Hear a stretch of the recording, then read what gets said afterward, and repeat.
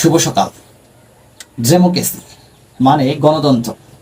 গণতন্ত্র হলো রাষ্ট্রের এমন একটি শাসন ব্যবস্থা যেখানে নীতি নির্ধারণ থেকে শুরু করে রাষ্ট্রের সকল বিষয়ের উপরেই শতভাগ জনগণের অধিকার এবং কর্তৃত্ব থাকে।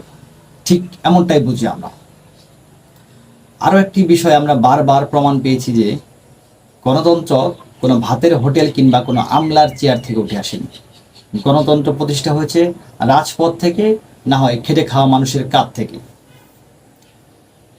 গণতন্ত্রের সংজ্ঞায় যদি রাষ্ট্রের মালিক জনগণ হয়, তবে আমি মনে করি সংসদ থেকে শুরু করে উপজেলা, ইউনিয়ন, ওয়ার্ড পর্যন্ত জনপ্রতিনিধি এবং সরকারি আমলাদের উচিত সেই জনগণের কাছে জবাবদিহিতা করা। কারণ রাষ্ট্রের মালিক জনগণ। তাই মালিকের কাছে হিসেব দিয়ে মালিকের রাষ্ট্রে গোলামি করুন।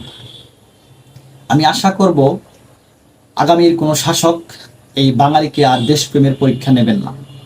দেখলেন তো, মুখ চেপে ধরে রেখে নিঃশ্বাস বন্ধ করা যায়। প্রতিবাদের ভাষা নয়, প্রতিবাদ অধিকারের ভাষা সবসময় জেগে ওঠে। নূর হাসানের চোখে, কখনো মুগ্ধ কিংবা আবু সাইদের বুকে, কখনো ভাষারা জেগে ওঠে বাঙালির কবিতায়, বাঙালির গানে কিংবা বাঙালির চিত্রকলায়। ধন্যবাদ।